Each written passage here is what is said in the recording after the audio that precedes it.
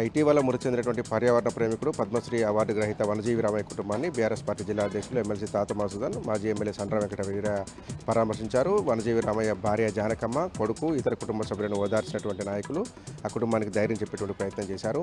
కోటి మొక్కలు నాటినటువంటి వనజీవి రామయ్య భౌతికంగా మన మధ్య లేకపోయినప్పటికీ ఆయన నాటిన ప్రతి మొక్కలో సజీవంగా ఎప్పటికీ చిరస్థాయిలో నిలిచిపోయి ఉంటారని ఆ కుటుంబాన్ని ఓదార్చారు.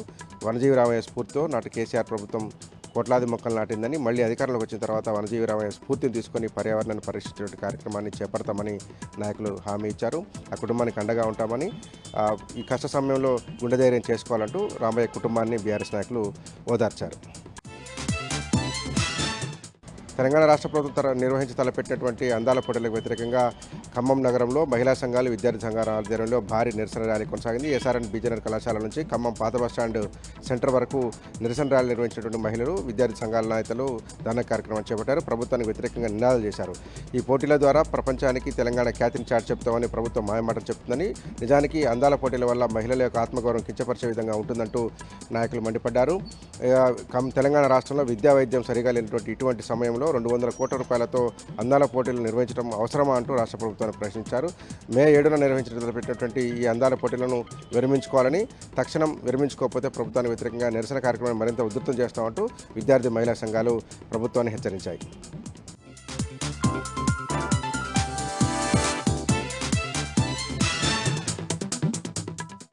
జగిత్యాల జిల్లా నుంచి ఇవాళ ప్రధాన వార్తలు ఒకసారి పరిశీలిస్తే, కోరుట్ల పట్టణంకు చెందినటువంటి ఓ మాజీ కౌన్సిలర్ ఇందూరి సత్యం అనేటువంటి మాజీ కౌన్సిలర్ బీజేపీకి చెందిన వ్యక్తి అదే ప్రాంతంలో ఉంటున్నటువంటి ఓ ఇల్లు నిర్మిస్తున్న బాధిత కుటుంబం పైన నిత్యం అడ్డుపడుతూ ఇల్లు కట్టుకోకుండా చేస్తున్నారంటూ వారు నిన్న సాయంత్రం దాడికి పాల్పడ్డారు. అయితే దీంతో పరస్పరం ఇద్దరు కూడా పోలీస్ స్టేషన్లో ఫిర్యాదు కూడా చేసుకున్నారు. అయితే ఆ ఇల్లు నిర్మించేందుకు అన్ని అనుమతులు తీసుకున్నప్పటికీ కూడా ఈ మాజీ కౌన్సిలర్ సత్యం అనే వ్యక్తి నిత్యం ఏదో ఒక ఆటంకం సృష్టిస్తూ అడ్డుపడుతున్నాడని ఈ బాధిత మహిళలు చెప్తున్నటువంటి వేదన. మరి చూద్దాం అధికారులు ఎవరెవరిపైన కేసులు నమోదు చేస్తారో చూడాలి. మరొక వార్త, మల్యాల మండలం ప్రముఖ పుణ్యక్షేత్రం కొండగట్టు ఆంజనేయ క్షేత్రంలో భక్తుల రద్దీ ఇంకా కొనసాగుతూనే ఉంది. హనుమాన్ జయంతికి దాదాపు 3 లక్షల మంది వచ్చినప్పటికీ కూడా ఇంకా ఆ భక్తుల రద్దీ కొనసాగుతూ ఉంది. కోనేటిలో పుణ్యస్నానాలు ఆచరించి భక్తులు స్వామివారిని దర్శించుకుంటున్నారు. అయితే ఇంకా కూడా ఈ వేసవి దృష్ట్యా ఇంకా ఏర్పాట్లు చేయాలి, వసతులు కల్పించాలని అయితే భక్తులు అంటున్నారు.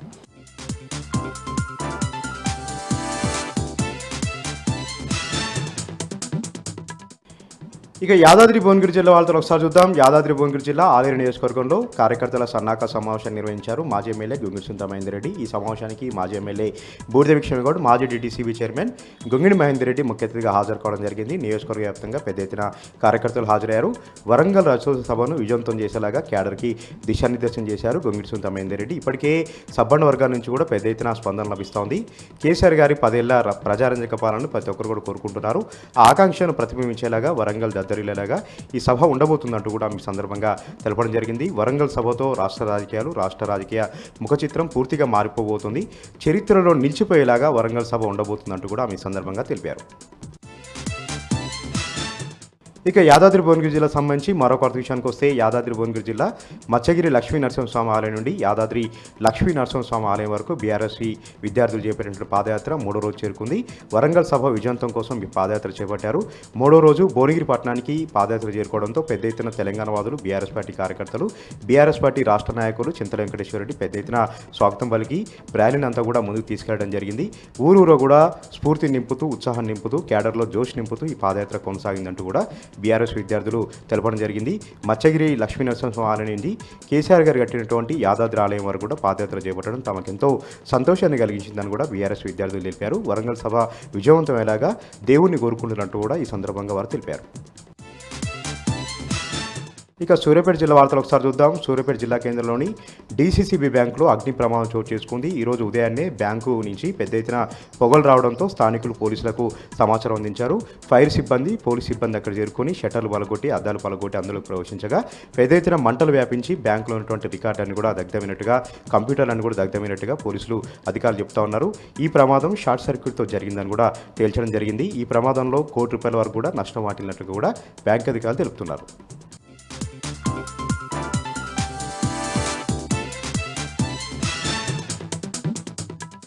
మహబూబ్ నగర్ జిల్లా నవాపేట మండలం ఎన్మన్గండ్ల గ్రామంలో చిరుతపులుల సంచారం కలకలం రేపుతుంది. వారం రోజులుగా చిరుతపులుల సంచారంతో గ్రామస్తులు భయాందోళనకు గురవుతున్నారు.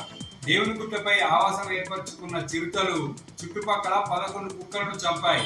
దీంతో వ్యవసాయ పొలాల దగ్గరికి వెళ్లాలంటేనే ప్రజలు జంకుతున్నారు. ఫారెస్ట్ అధికారులు చిరుతపులులను బంధించి ఇక్కడి నుంచి తరలించాలని గ్రామస్తులు డిమాండ్ చేస్తున్నారు.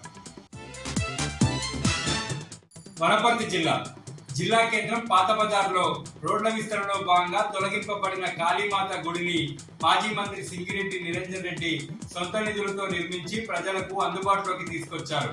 ఆలయ నూతన విగ్రహ ప్రతిష్టాపన కార్యక్రమం సందర్భంగా మాజీ మంత్రి ప్రత్యేక పూజలు నిర్వహించారు. ఈ సందర్భంగా ఆలయ కమిటీ మాజీ మంత్రిని అభినందించి శాలువాతో సన్మానించారు.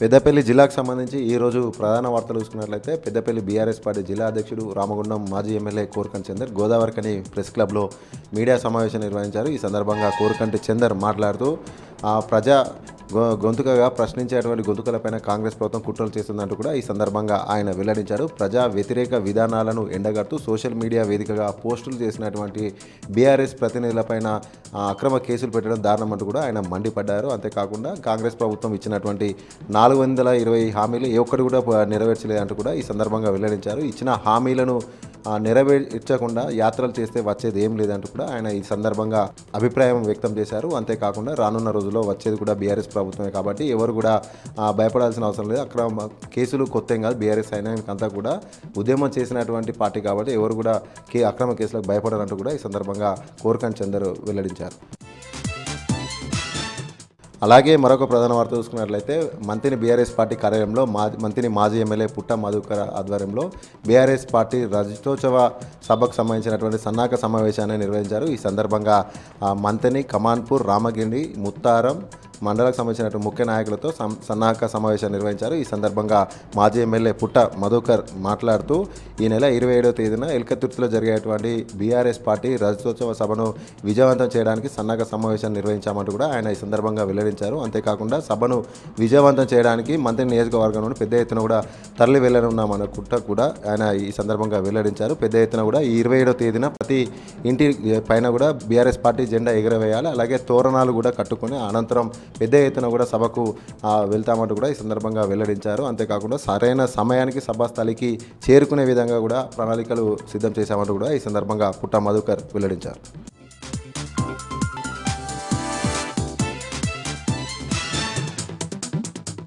ఇక ఈరోజు నాగర్ కర్నూలు జిల్లా ప్రధాన వార్తలు చూసినట్టయితే రేపు నాగర్ కర్నూలు జిల్లా కేంద్రంలోని తీగల వెంకటస్వామి కన్వెన్షన్లో జరగనున్నటువంటి బీసీ చైతన్య సభను విజయవంతం చేసేందుకు బీసీలంతా కూడా భారీ సంఖ్యలో తరలి రావాలని చెప్పేసి కల్వకుర్తి బీసీ సప్లాన్ సాధన సమితి నాయకులు పిలుపునిచ్చినటువంటి పరిస్థితి కనిపించింది. కల్వకుర్తిలోని ఆర్ఎన్బి గెస్ట్ హౌస్లో రేపు జరగనున్నటువంటి బీసీ చైతన్య సభకు సంబంధించినటువంటి కరపత్రాలను వాళ్ళు విడుదల చేశారు. అయితే బీసీలకు సంబంధించినటువంటి ఆర్థిక, రాజకీయ, ఉద్యోగాలకు సంబంధించినటువంటి దాంట్లో 42% రిజర్వేషన్ కల్పించాలి, చట్టబద్ధత కల్పించాలనే డిమాండ్తో వాళ్ళు రేపు నాగర్ కర్నూలులో నిర్వహిస్తున్నటువంటి సభను ప్రతి ఒక్క బీసీ ఉద్యోగ, నిరుద్యోగులు, బీసీ మేధావులు, అన్ని రాజకీయ పార్టీలకు అతీతంగా కూడా పాల్గొని బీసీ సభను విజయవంతం చేయాలని వాళ్ళు పిలుపునిచ్చినటువంటి పరిస్థితి కనిపించింది. ఈ కార్యక్రమంలో బీసీ సప్లాన్ సాధన సమితి నాయకులతో పాటు ఉద్యోగులు, నిరుద్యోగులు, పలు రాజకీయ పార్టీల నాయకులు, కుల సంఘాల నాయకులు, మేధావులు పాల్గొన్నటువంటి పరిస్థితి కనిపించింది. మరొక వార్త చూసినట్టయితే అచ్చంపేట పట్టణంలోని ఆర్టీసీ డిపోలో పనిచేస్తున్నటువంటి ప్రైవేట్ బస్సు డ్రైవర్లు 2వ రోజు కూడా సమ్మె నిరంతరంగా కొనసాగించారు. వాళ్ళకి సంబంధించినటువంటి జీతాలు పెంచాలనే డిమాండ్తో నిన్నటి నుంచి కూడా విధులను బహిష్కరించి బస్సులు నడపకుండా వాళ్ళు సమ్మెకు దిగినటువంటి పరిస్థితి కనిపించింది. అయితే 2వ రోజు కావడంతో ఎక్కడి బస్సులు, ప్రైవేట్ బస్సులన్నీ కూడా అక్కడే అచ్చంపేటలో నిలిచిపోయినటువంటి పరిస్థితి కనిపించింది. దీంతో ప్రజలు అనేక ఇబ్బందులు పడ్డటువంటి పరిస్థితి కనిపించింది. ఈ సందర్భంగా ప్రైవేట్ ఆర్టీసీ సంబంధించినటువంటి డ్రైవర్లు మాట్లాడుతూ మాకు జీతాలు పెంచే వరకు కూడా మేము ఎట్టి పరిస్థితుల్లో విధుల్లో చేరే ప్రసక్తి లేదని చెప్పేసి అనేక ఇబ్బందులు ఎదుర్కొంటున్నామని, చాలా కాలంగా కూడా సమస్యలు పరిష్కరించకపోవడంతో, మా జీతాలు పెంచకపోవడంతో ఇబ్బందులు పడుతున్నామని చెప్పేసి వాళ్ళు ఎట్టి పరిస్థితుల్లో జీతాలు పెంచే వరకు కూడా మేము విధుల్లో చేరమని చెప్పేసి కూడా వాళ్ళు డిమాండ్ చేసినటువంటి పరిస్థితి కనిపించింది. మరొక వార్త చూసినట్టయితే ఎస్ఎల్బిసి టన్నెల్లో ప్రమాదం జరిగి నేటికి 55 రోజులు అవుతున్నప్పటికీ అందులోనే ఇంకా 6 మంది చిక్కుకొని ఉన్నారు. ఇప్పటికీ కేవలం ఇద్దరి మృతదేహాలు మాత్రమే బయటికి తీసుకురాగలిగారు. డేంజర్ జోన్ ఏదైతే లోపల ఉందో ఆ డేంజర్ జోన్లో కంచె ఏర్పాటు చేశారు. ఆ డేంజర్ జోన్ వరకు కూడా సహాయక చర్యలు లోపల ఉన్నటువంటి పేరుకుపోయినటువంటి స్టీల్, మట్టి, బురద, వాటర్ ఎప్పటికప్పుడు బయటికి పంపిస్తున్నప్పటికీ ఆ డేంజర్ జోన్ వరకు వెళ్లితే కానీ అక్కడ లభిస్తాయా లేదా అన్నది క్వశ్చన్ మార్క్ మారింది. మరి డేంజర్ జోన్లో ఉంటే ఏం చేయాలనేది కూడా ఒక ప్రశ్నగానే మారిందని చెప్పవచ్చు. మరొక వార్త చూసినట్టయితే నాగర్ కర్నూలు సమీపంలోని నాగనూలులో ఉండేటువంటి కస్తూర్బా గాంధీ పాఠశాలలో ఇంగ్లీష్ బోధించేటువంటి కళ్యాణి అనే టీచర్ను ఈరోజు అధికారులు సస్పెండ్ చేశారు. అయితే కొన్ని రోజుల క్రితము అక్కడ చదువుతున్నటువంటి ఒక విద్యార్థిని వేధింపులకు గురి చేయడంతో ఆ విద్యార్థిని ఆత్మహత్య యత్నానికి పాల్పడింది. అక్కడ వాళ్ళ తల్లిదండ్రులు కావచ్చు, తర్వాత విద్యార్థి సంఘాలు, పలు పార్టీల నాయకులు కూడా విద్యార్థుల పైన వేధింపులకు గురి చేసినటువంటి టీచర్ను సస్పెండ్ చేయాలని డిమాండ్ చేయడంతో దానిపైన విచారణ చేపట్టినటువంటి అధికారులు కలెక్టర్ ఆదేశాల మేరకు ఆ ఉపాధ్యాయురాలు కళ్యాణ్ని సస్పెండ్ చేస్తున్నట్లు DO ఈరోజు ప్రకటించారు. వేధింపులకు గురి చేసినటువంటి ఉపాధ్యాయురాలని కాపాడడానికి అధికార పార్టీకి సంబంధించినటువంటి ఒక నాయకుడు కీలక భూమిక పోషించినప్పటికీ చివరకు విద్యార్థులు ధర్నాకు దిగడంతో ఏమీ చేయలేని పరిస్థితుల్లో ఆమెను సస్పెండ్ చేసినట్లుగా పలు ఆరోపణలు కూడా వినిపిస్తున్నటువంటి పరిస్థితి కనిపిస్తుంది.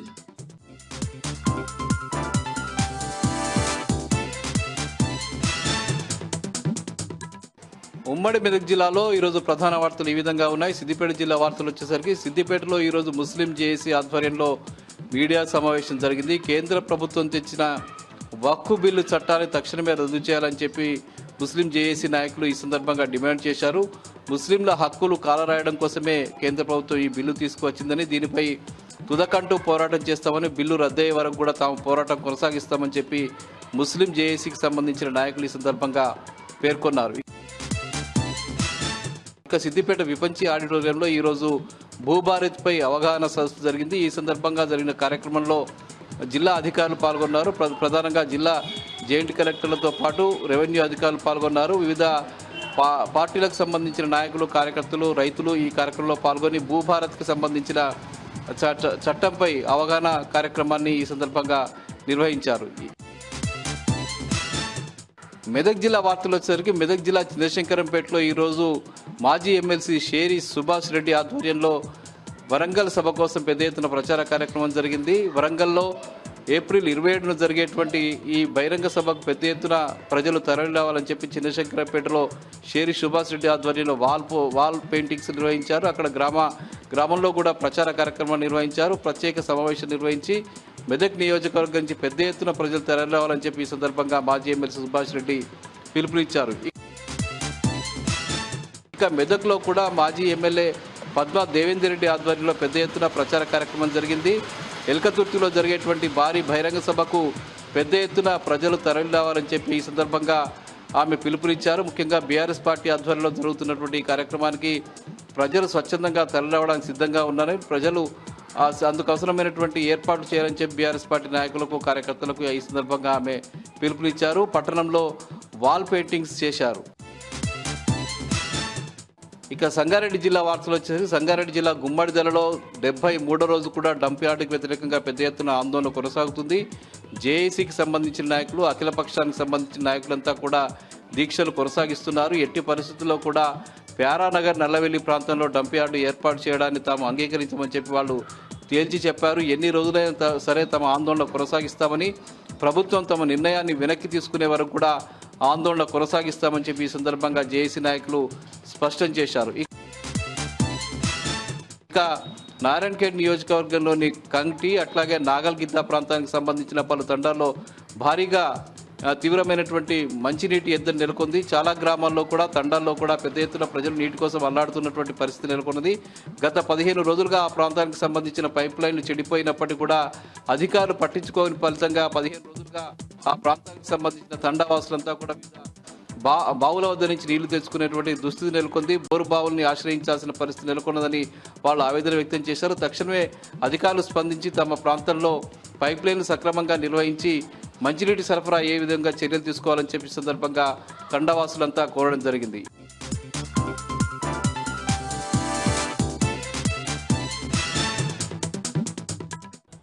ఆదిలాబాద్ జిల్లా వార్తల విషయానికి వస్తే తెలంగాణ ప్రజల ఇంటి పార్టీ బీఆర్ఎస్ పార్టీ రజతోత్సవ వేడుకలను పురస్కరించుకొని ఈ నెల 27వ తేదీన వరంగల్లో తలపెట్టిన బహిరంగ సభను విజయవంతం చేయాలని పేర్కొంటూ చెలో వరంగల్ పేరిట ఆదిలాబాద్ జిల్లా వ్యాప్తంగా చేపట్టిన వాల్ రైటింగ్స్ ప్రజలను ఎంతో ఆకర్షిస్తున్నాయి. నియోజకవర్గాల వారిగా ఇప్పటికే నియోజకవర్గకు సంబంధించిన బీఆర్ఎస్ నాయకులు కరపత్రాలను వాల్ పోస్టర్లను విడుదల చేస్తుండగా బీఆర్ఎస్ పార్టీ నాయకులు కార్యకర్తలు గ్రామాన ఈ వాల్ రైటింగ్లను చేపట్టారు. వివిధ రంగులతో చేపట్టిన ఈ చలో వరంగల్ వాల్ రైటింగ్లు ప్రజలను ఎంతో ఆకర్షిస్తున్నాయి. ఇప్పటికే ఆదిలాబాద్ నియోజకవర్గంలో బీఆర్ఎస్ పార్టీ జిల్లా అధ్యక్షుడు మాజీ మంత్రి జోగురామన్ ఆధ్వర్యంలో ఆదిలాబాద్లోని ప్రముఖ కూడలలో ఈ వాల్ రైటింగ్లను చేపట్టగా ఇటు బోత్ నియోజకవర్గంలో బోత్ ఎమ్మెల్యే అనిల్ జాదవ్ ఆధ్వర్యంలో వాల్ రైటింగ్స్ కొనసాగుతున్నాయి. అలాగే అటు నిర్మల్ జిల్లాలో Nirmal BRS party incharge Ramakrishna Reddy ఆధ్వర్యంలో వాల్ రైటింగ్ను నిర్వహిస్తుండగా ఇటు ఖానాపూర్ నియోజకవర్గం బీఆర్ఎస్ పార్టీ ఇన్ఛార్జి ముఖ్య జాన్సన్ నాయక్ ఆధ్వర్యంలో గ్రామాల వాల్ రైటింగ్లను నిర్వహిస్తున్నారు. అలాగే ఇటు బోత్ నియోజకవర్గం సైతం బీఆర్ఎస్ పార్టీ సమన్వయకర్తల ఆధ్వర్యంలో ఇప్పటికే వాల్ రైటింగ్లను చేపట్టగా జిల్లా వ్యాప్తంగా కూడా ఆదిలాబాద్ జిల్లాలో ఇటు నిర్మల్ జిల్లాలో ఈ వాల్ రైటింగ్లు ప్రధాన ఆకర్షణగా నిలుస్తున్నాయి. ఇక నిర్మల్ జిల్లా వార్తల విషయానికి వస్తే ముదోల్ పోలీస్ స్టేషన్ ఎదుట ఓ రిమైండ్ ఖైదీ చనిపోవడం పట్ల ఆ రిమైండ్ ఖైదీకి సంబంధించిన కుటుంబ సభ్యులు గ్రామస్తులు ధర్నా చేపట్టారు. రిమైండ్ ఖైదీ చనిపోవడం పట్ల పలు అనుమానాలను వ్యక్తం చేస్తూ దాదాపు 2 గంటల పాటు పోలీస్ స్టేషన్ ఎదుట బైఠాయించారు. ముదోల్ మండల కేంద్రానికి చెందిన షిండే సాయినాథ్ అనే రిమైండ్ ఖైదీ 4 నెలల క్రితం ఓ కేసులో అరెస్ట్ అయ్యాడు. రిమైండ్లో ఉండగానే ఆయనకు అనారోగ్యం పాలై 2 రోజుల క్రితం మృతి చెందాడు. అయితే ఆయన అనారోగ్యం పాల్గొవడానికి జిల్లా జైలర్తో పాటు సిబ్బంది బాధ్యులని కుటుంబ సభ్యులు గ్రామస్తులు ఆరోపిస్తున్నారు. రిమైండ్ ఖైదీ షిండే సాయినాథ్ చనిపోవడం పట్ల తమకు పలు అనుమానాలు ఉన్నాయని కుటుంబ సభ్యులు గ్రామస్తులు ఆరోపిస్తున్నారు. అయితే ఉన్నతాధికారుల దృష్టికి తీసుకెళ్లి ఈ కేసుపై న్యాయ విచారణ చేపడతామని సిఐ హామీ ఇవ్వడంతో గ్రామస్తులు అలాగే రిమైండ్ ఖైదీకి సంబంధించిన కుటుంబ సభ్యులు తమ ఆందోళన విరమించారు. ఇక మరో వార్త విషయానికి వస్తే నిర్మల్ జిల్లాలోని సోల్ మండల కేంద్రంలో ఉన్న ఉన్నత పాఠశాలను జిల్లా కలెక్టర్ అభిలాష అభినవ్ ఆకస్మికంగా తనిఖీ చేశారు. ఈ సందర్భంగా సోన్ మండల కేంద్రంలోని ఉన్నత పాఠశాలలో ఏర్పాటు చేసిన ప్రయోగశాలను జిల్లా కలెక్టర్ సందర్శించారు. ఈ సందర్భంగా ప్రయోగశాల వల్ల కలిగే ఉపయోగాలను విద్యార్థులకు తెలియజెప్పారు. జిల్లా వ్యాప్తంగా 4 పాఠశాలల్లో ప్రయోగశాలను ఏర్పాటు చేసినట్టు ఒక్కొక్క పాఠశాలలో 5 లక్షల రూపాయల వ్యయంతో ఈ ప్రయోగశాలను ఏర్పాటు చేసినట్టు జిల్లా కలెక్టర్ అభిలాష అభినవ్ పేర్కొన్నారు. ఈ ప్రయోగశాలల ద్వారా విద్యార్థులకు మేధో సంపత్తి పెరుగుతుందని, విద్య పట్ల ఆసక్తి పెరుగుతుందని పేర్కొన్నారు.